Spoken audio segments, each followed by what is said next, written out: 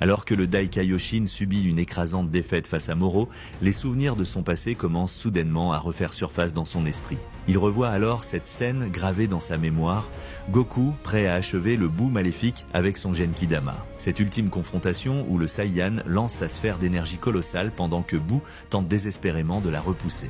Malgré tous ses efforts, Goku, porté par toute sa détermination, finit par reprendre l'avantage sous sa forme de Super Saiyan avant d'anéantir définitivement le monstre sous une lumière aveuglante, ne laissant derrière lui que de la poussière. Et à cet instant précis, le Dai Kaioshin comprend enfin la vérité. Son pouvoir capable de sceller Moro a disparu en même temps que le Buu maléfique. Comprenant qu'il ne lui reste plus aucune solution, il décide malgré tout de faire face à son destin. Moro, lui, affiche un sourire satisfait avant de lui avouer qu'il a vu ses souvenirs à travers lui, et qu'il sait désormais que celui capable de sceller sa magie n'existe plus. Pour lui, cette révélation est une véritable délivrance, car désormais, plus rien ne semble pouvoir l'arrêter.